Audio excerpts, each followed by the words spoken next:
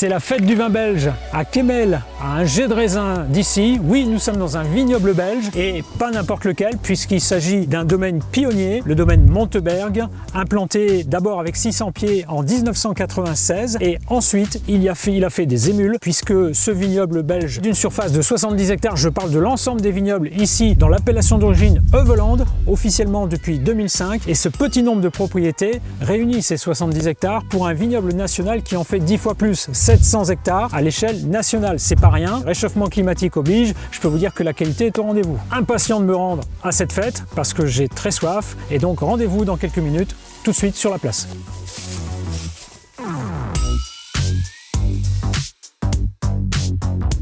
Nous venons d'arriver à notre point de rendez-vous, la Winchfesten, qui existe depuis, je crois, une quinzaine d'années. C'est l'intérêt de ce salon où nous retrouvons en général une dizaine de domaines viticoles et grâce à cette manifestation, on peut goûter, on peut voir les vins de la dernière récolte, en tout cas pas de la dernière récolte passée, mais en tout cas de la dernière mise en bouteille, ce qui veut dire le millésime 2021 ou 2020. Et puis pour des effervescents très intéressants, on peut remonter jusqu'à 2018. Alors c'est une manifestation assez conviviale, assez sympathique, sauf que bon, on ne parle pas forcément en flamand, hein, mais bon, on se débrouille avec les écritures des étiquettes. On se retrouve dans quelques minutes pour les petits commentaires dégustation que je vais vous faire.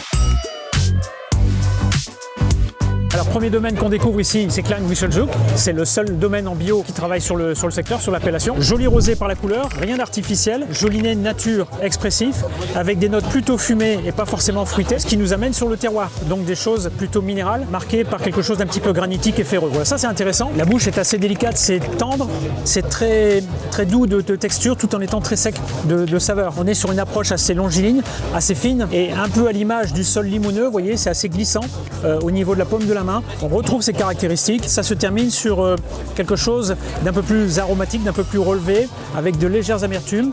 C'est salivant, malgré le caractère très sec, et c'est goûteux. J'aime beaucoup ce rosé, mais c'est un rosé de table, ça n'est pas un rosé de détente où on veut avoir quelque chose d'exubérant.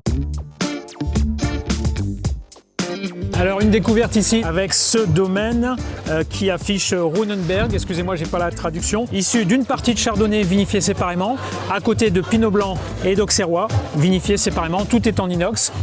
Au nez c'est assez étonnant. Finesse, subtilité, dominante florale d'abord, et puis derrière ça, très vite, une seconde, 2 secondes après, des petites notes d'agrumes. Je me suis rendu compte il y a quelques minutes que ce vin-là avait un joli potentiel si on le déguste sans l'oxygénation, ce que les spécialistes appellent le grumage. Et là, vous vous rendez compte qu'il y a une jolie franchise, mais c'est assez élégant. Une sensation de largeur de bouche qui nous amènerait sur un sol peut-être un petit peu plus argileux que limoneux, parce que nous sommes dans le secteur de Westouter. Très vite, le caractère aromatique de bouche s'apparente, alors que en le dégustant dans des conditions normales avec oxygénation, on a l'impression que la finale est un peu écourtée. Ça n'est pas le cas. En tout cas, c'est un joli vin, et en guise d'apéritif, je pense que ça va le faire. Voilà.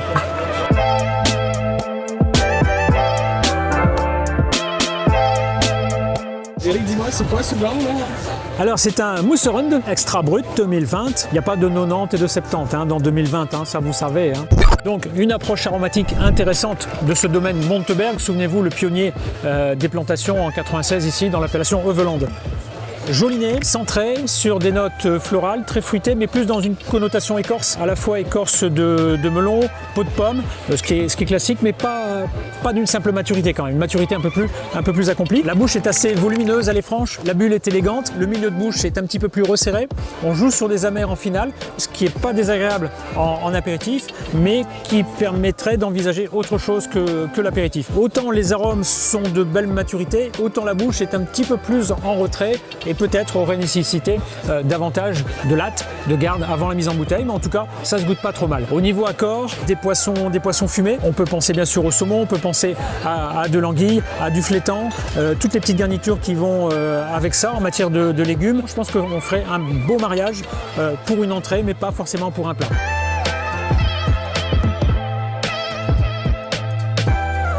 Alors ici, l'appréciation d'un vin blanc tout à fait régional, en tout cas dans le choix des cépages. On va dire cépage traditionnel pour l'appellation Heuvelande, c'est le Kerner. Il est clair qu'on n'affiche pas la finesse, la subtilité des cépages classiques, chardonnay, etc.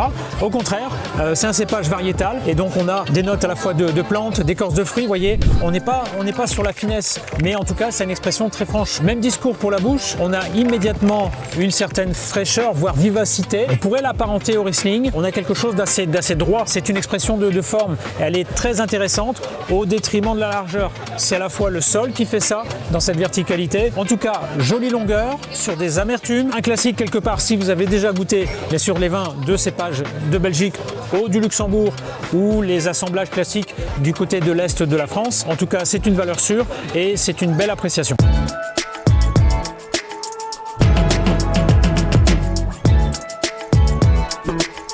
Ma question par rapport à Domaine Monteberg, puisque vous êtes pionnier depuis 1996, vous êtes la deuxième génération, si je ne me trompe pas. Oui. Voilà. Quelles sont vos perspectives et est-ce qu'il y a d'autres choses qui sont projetées à l'avenir? On a beaucoup de différents climats dans l'été chez nous en Belgique. Pas chaque année c'est pareil, alors il y a des clones dans des bonnes années comme cette année-là, mais on n'a pas encore de vendage de cette parcelle-là. Ouais. On pourrait faire des bons vins tranquilles, et si c'est des années un peu moins chaud, Ouais, ensoleillé, oui. tout est bon pour faire du mousseux. Ok. Vous voyez, mais on a quand même planté des clones qu'on dit, on a plus en plus des étés qui sont chauds avec des périodes très secs, plus longues, qu'on dit on va de plus en plus savoir faire des chardonnays très intéressants. Moi, je suis très content des variétés qu'on a plantées. Disons que si je recommence, c'est presque sûr que je planterai aussi 10 ou 11 différentes variétés, parce qu'il y en a beaucoup qui disent ça c'est très complexe, mais enfin moi j'aime bien comme ça. On a une grande gamme comme ça. On peut faire des assemblages très intéressants dans des années très difficiles comme disons 2021. Alors, grosso modo, sur l'ensemble Domaine Monteberg, aujourd'hui, il y a combien d'hectares plantés? 10 hectares qu'on fait déjà du vin, Oui. et 2 hectares la nouvelle Ok. plantation. Là, ouais. Donc 12 hectares avec des promesses d'avenir, avec des récoltes qui seront, espérons-le, aussi qualitatives que cette année 2022. Pronostic de vendange, c'est quand? 15 septembre ou avant? Oh, avant. Avant? Ben, Avant on a 15 des septembre. variétés qui sont mûres très tôt, hein, le Solaris, le Zigrib. Pour donner une idée, quand on a démarré les premières années, c'était les premiers vendages, c'était 2000, 2002, 2001, 2002, 2003. On faisait encore des vendages fin octobre. Et le plus tard, on a vendagé, c'était le 4 ou 5 novembre. Ça n'existe plus. Hein. C'est terminé. Ça n'existe plus. Bien Ça. sûr. Bon, Pour en tout dire cas, comment ça a changé. tous nos vœux de réussite pour la récolte 2022. Et puis on se donne rendez-vous l'année prochaine pour l'édition suivante de Winchfesten.